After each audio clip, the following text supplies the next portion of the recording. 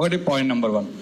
మన నీటి వనరులను విధ్వంసం చేస్తూ ఉన్నారు. పాయింట్ నెంబర్ 2, మన చెక్ డ్యామ్లను కానీ మన నీటి వనరులు ఏవైతే ఉన్నాయో వాటన్నిటిని కూడా విధ్వంసం చేస్తూ ఉన్నారు. ఇది ఒకవైపు జరుగుతూ ఉంది. ఎందుకంటే నీళ్లు కిందికి పోవాలి, మన ఆంధ్రాబాబు పోలవరం నుంచి తరలించకపోవాలి, నల్లమల సాగర్కో బనకచెర్లకో ఇంకేడుకో తరలించకపోవాలి. ఇటు కృష్ణా నుంచి నేను ఇవాళనే పత్రికలో చదివిన 777 టీఎంసీలు చంద్రబాబు నాయుడు ఎత్తుకపోతే 200 టీఎంసీలు కూడా ఈయన ఎత్తుకరాలేకపోయింది మన రేవంత్ రెడ్డి గారు.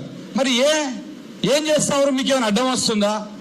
దేనికి దేని తీసుకురాలేకపోతున్నారు అంటే ఏంది? ఇటు గోదావరికి వెళ్ళి నీళ్లు పోవాలి, అటు కృష్ణకి వెళ్ళి నీళ్లు పోవాలి.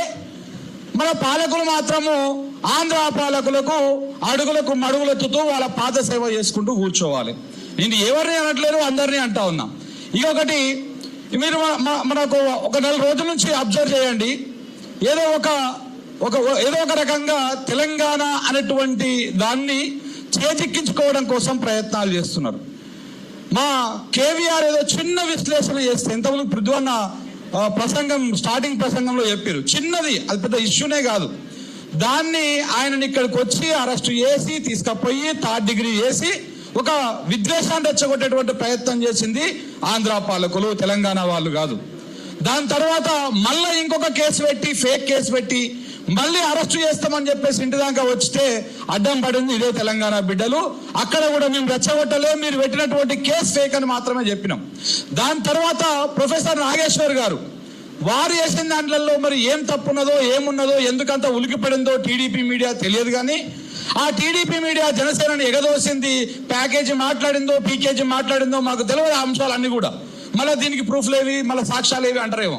సో కాబట్టి చంద్రబాబు నాయుడు ఎగదోసిండు, పవన్ కళ్యాణ్ పంపించిండు, ఇక్కడికి వచ్చిండు, ఆయన నటనం చేస్తా ఉన్నాడు, మేకప్ వేసుకొని ఆడుతా ఉన్నాడు. మనకొచ్చి మన గడ్డ మీదకి వచ్చి తెలంగాణ గడ్డ మీద నిలబడి మీ అయ్య జాగిరా అంటా ఉన్నాడు. బరాబర్ ఇది మా అయ్యల జాగిరా అని మా అన్నలందరూ చెప్పారు. ఇక మనం కొత్తగా చెప్పాల్సిన అవసరం లేదు. కానీ ఇక్కడ మనం అర్థం చేసుకోవాల్సింది ఏంటి అంటే, వీళ్ళు ప్లానింగ్ ప్రకారం చేస్తా ఉన్నారు. అంత ఒక పద్ధతి ప్రకారం మన సంస్కృతి మీద దెబ్బ కొట్టిర్రు, మన పాటల మీద దెబ్బ కొడతా ఉన్నారు, అన్ని రకాలుగా దెబ్బ కొట్టి ఒక పద్ధతి ప్రకారమే చేస్తా ఉన్నారు. మన పాలకులు కొంతమంది కాంగ్రెస్ మంత్రులు ఎమ్మెల్యేలు రెస్పాండ్ అవుతారు, సంతోషం. కానీ రెస్పాండ్ అవ్వాల్సిన అవ్వట్లేదు. ఎందుకు అవ్వట్లేదు? రేవంత్ రెడ్డి ఎందుకు మాట్లాడతలేడు? ఇవాళ కూడా రకరకాల ప్రోగ్రామ్స్ పోతా ఉన్నాడు కదా, మాట్లాడండి. పవన్ కళ్యాణ్ మాట్లాడింది తప్పో ఒప్పో చెప్పండి. ఎందుకు చెప్పలేరు? ఈ ముసుగుల గుద్దులాటలేంటి? మిగతా రాజకీయ పార్టీలు కూడా మీ స్టాండ్ ఏంటి చెప్పండి. ఎందుకు చెప్పడం లేదు? తప్పకుండా దీని వెనకాల పెద్ద కుట్ర ఉన్నది. నిజంగా పృథ్వన్న ధైర్య సాహసానికి నేను ఒప్పుకుంటా ఉన్నా. ఏదేమన్నా ఇది వదిలిపెట్టొద్దు. ఎవడో తెలంగాణ వాడు, మరి తెలంగాణ ఎవడు జాగిరో తప్పకుండా తేల్చాల్సినటువంటి అవసరం ఉన్నది. మీ అయ్యేలా జాగిరని చెప్పేసి మీరు వచ్చి మాట్లాడిపోతే తెలంగాణ బిడ్డలు, తెలంగాణ ఉద్యమకారులు, తెలంగాణ యువకులు చేతులు ముడుచుకొని కూర్చుంటారు అనుకుంటున్నారు. ఇంతకు ముందుకు చెల్లె అస్మా నాకు ఆ స్క్రీన్ షాట్ చూపించిందన్న, వాళ్ళు చేసిన మెసేజ్. అసలు అది మనం చదవలేం తెలుసా? ఎంత ఘోరం అంటే, మీరు లాస్ట్లో చెప్పండి దాని గురించి. ఎంత ఘోరం అంటే మరి ఆ రేంజ్లోనా? ఒరే మీరు మనుషులేనా? అసలు నాకు అర్థం కాదు.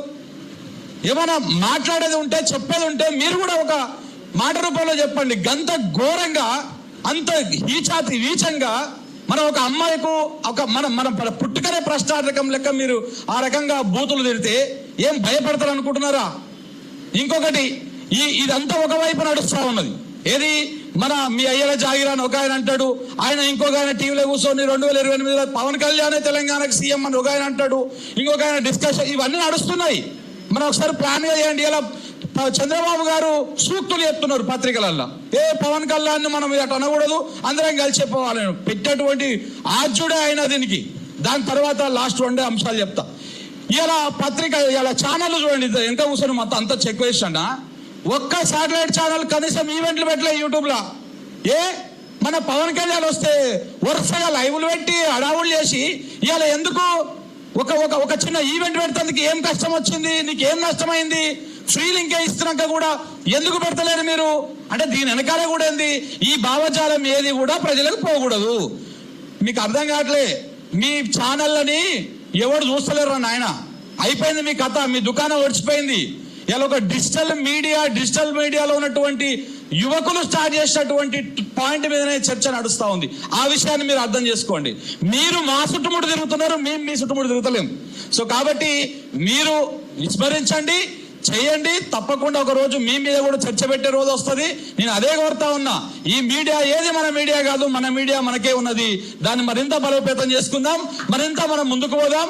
ఈ నినాదాన్ని, ఈ పట్టుదలని ఏ మాత్రం సడలకుండా తెలంగాణ వైపు ఎవరైనా కన్నెత్తి చూస్తే లాగులు తడిసేటువంటి విధంగా మన దమ్మెంతో చూపిద్దామని చెప్పేసి తెలియజేస్తూ సెలవు తీసుకోవడం.